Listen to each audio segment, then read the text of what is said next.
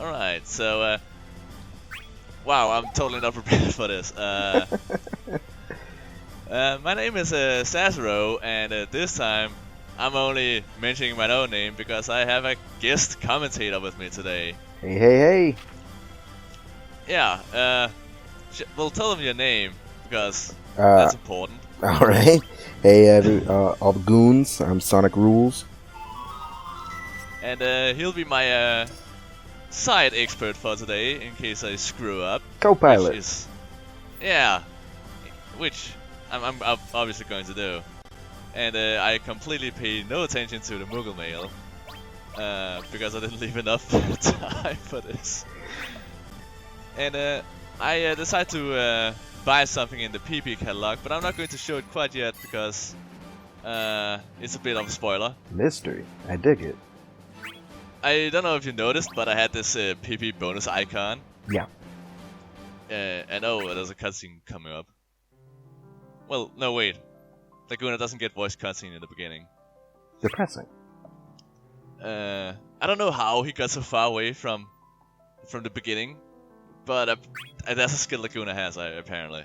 If I know Laguna, his excuse is always going to be fairies. Yeah, those damn fairies. But we start off in a gate and, well, as you can see, Laguna has completely lost track of everyone. Yep. And somehow got lost in a gate. And before we start off, I decided, hey, remember that fire rod I bought a while back in a Kubo shot? Yeah. Let's equip that. Oh. Right. So not everyone can equip everything. Right.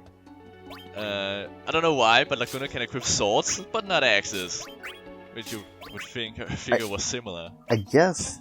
I mean, they don't have guns, right? When you think about it, he doesn't use anything like that. He's actually, very unique because most of the characters in the original Dissidia were either some kind of sword or magic. True. Except for characters that had jobs, or you could manipulate how they were played. Right. Like bots. Or yeah. Vaan, for example. Or the MMO characters.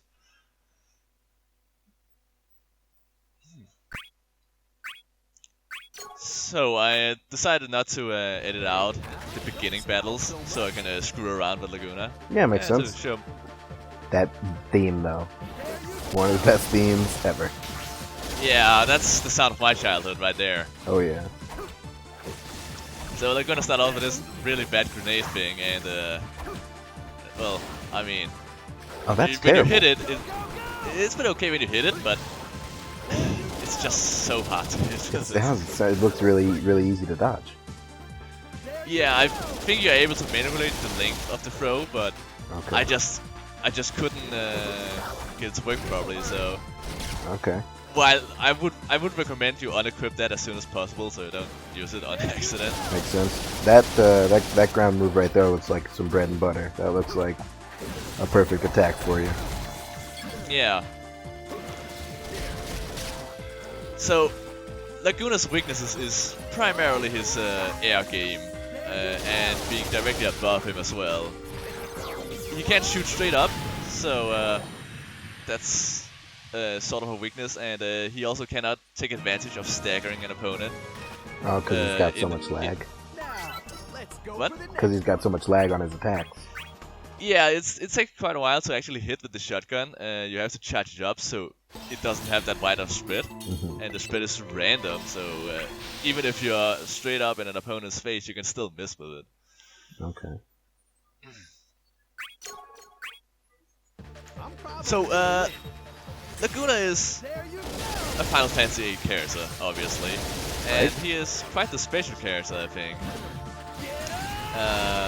I think it could be argued that he is one of the most important characters in his own game, even though he's only a temporary playable character.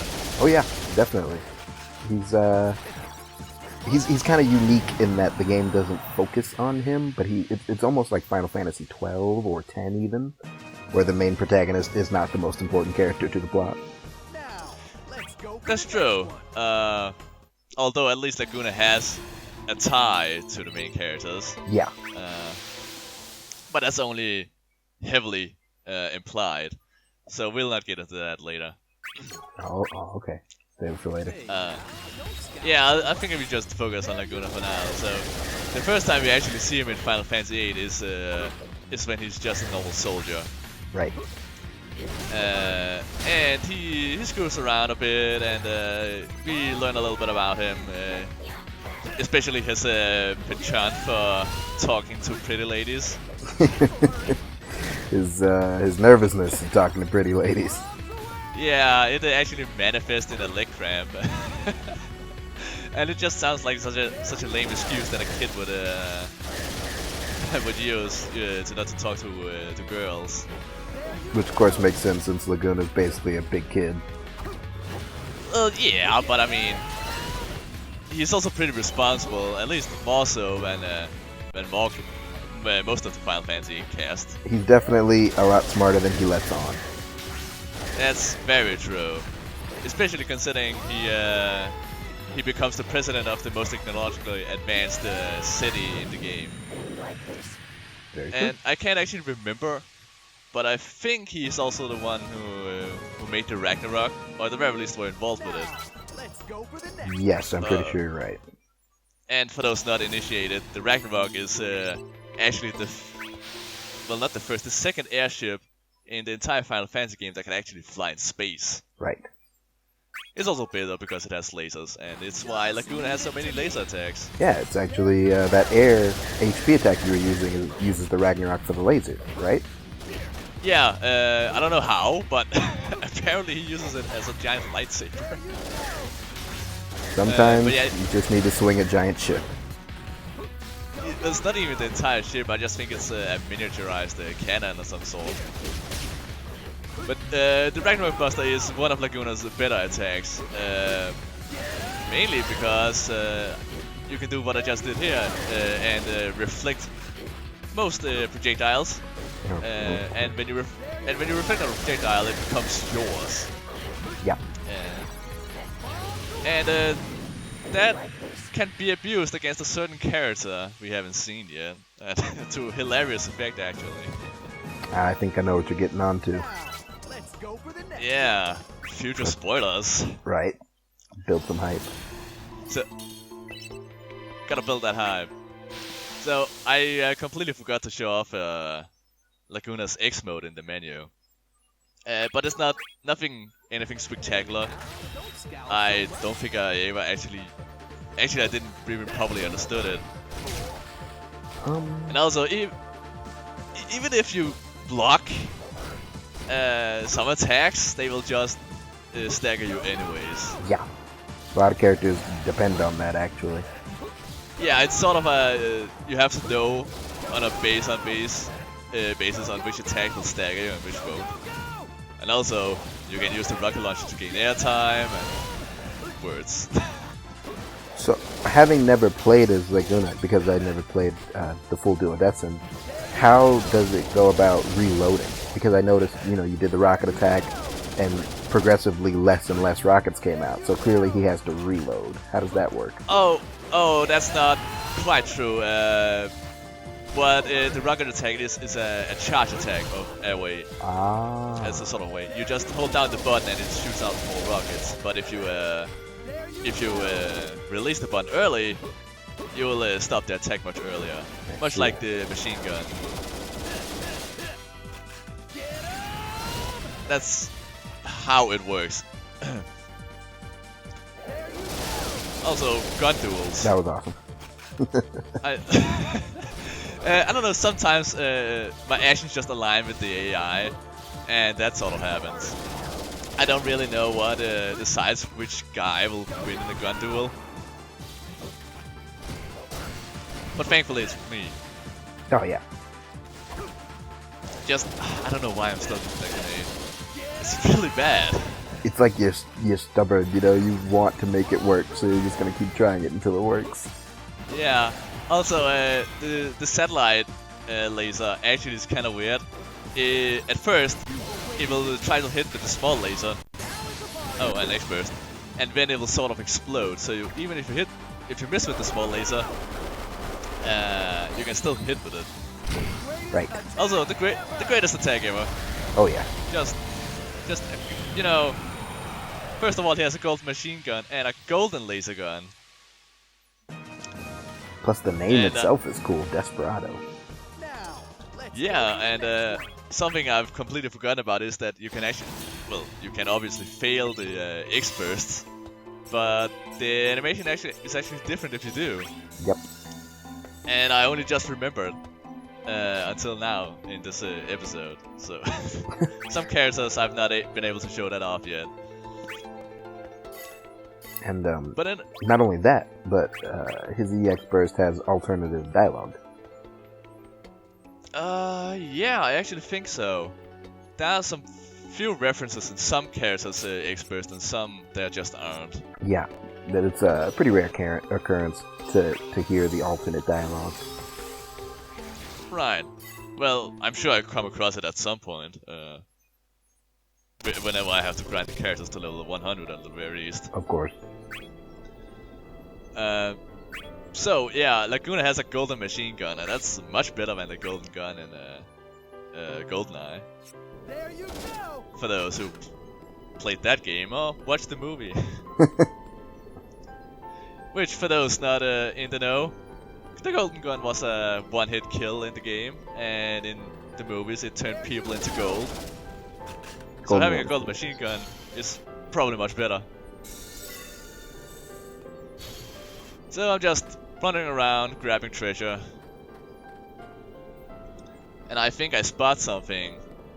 But we just said goodbye to that character. He can't already be back, right? And yet, there he is.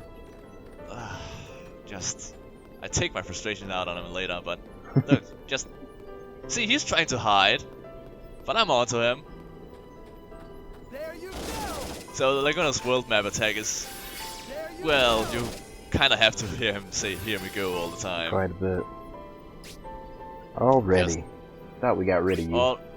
Yeah, we just finished him. I was just so happy that I didn't have to suffer Vaan anymore, and I could actually play a character I liked, and then he's back. But at the very least, that means I now have an assist. Yeah. So. You win some, you lose some. True. And Vaan is actually a pretty good assist, unlike Terra. Oh yeah, ouch. Terra is a terrible assist. Yeah, I just don't know what it is, but the AI is just really adamant about dodging almost all of her attacks. Even when you play as her. Right. Whoops. Shouldn't have left that loading screen in there, but that's fine. So let's hear what Vaan has to say. Nothing interesting really. Fair enough.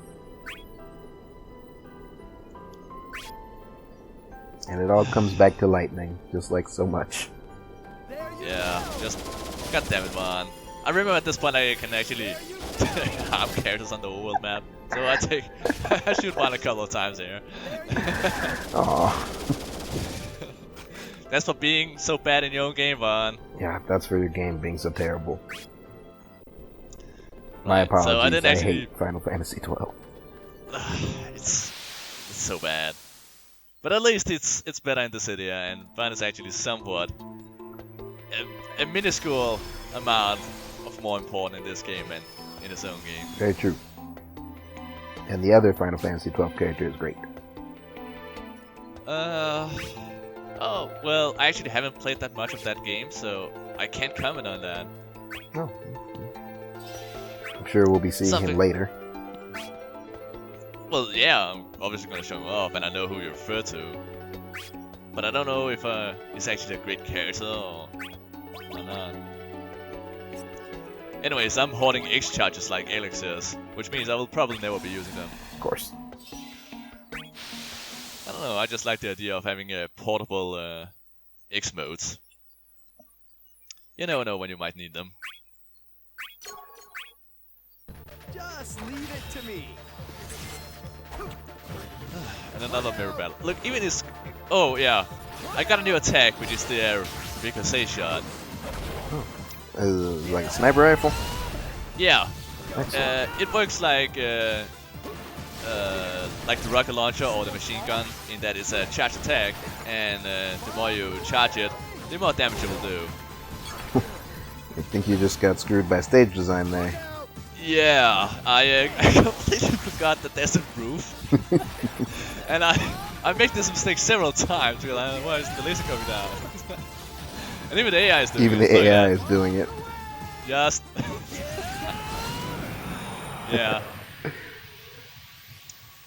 So the regular stage shot is actually pretty decent attack actually. Yeah. And you can do some impressive things with it if you're actually good with it, which I'm not. But while you are charging it up, you can aim it in slight angles, which means if you can hopefully hit a wall, which will then ricochet off it and explode into lesser fragments, and hopefully you'll hit your opponent that way. So, I really like the moon stage. Like I said before, it has a lot of destructible environment.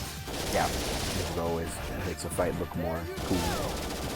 Yeah, just, you know, you figure that gravity would be less on the moon, but it's not. That's okay though.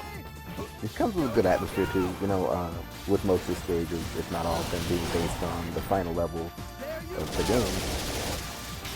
I think it was that rule in the original Dissidia, but dude, there's introduced some other stages. For example, the airship battle well, the fight I had with Kefka on an airship. Oh yeah, that is between Final Fantasy 12, is it not? Yeah, I think it's called the Bahamut. For those who care. And that's also the Phantom Train level. Well, stage. Definitely highly requested. Oh yeah. Considering that there's a lot of stages which has a lot of open maps where you can fly around and do things. Some characters doesn't really work well with that, so the Phantom Train is. Whoops. The Phantom Train is good for those characters. Yeah. Also, the Cloud of Darkness. I hate her. I mean, she's easy right now because the AI is set to being very lenient. Of course. But that is... I mean, if you're good at blocking, she's significantly easier. You just gotta know which of her attacks you can block and which ones you have to dodge. Yeah, and... well...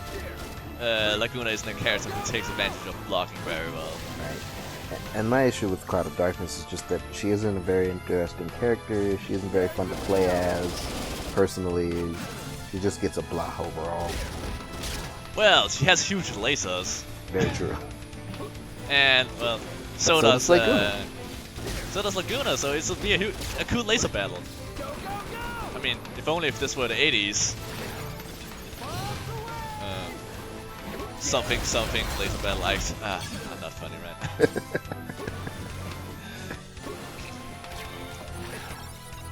So, the usual trouble of Dissidia, where you have the one-hit kill, but you can't actually hit. All you can do is spam HP attacks until someone makes a mistake.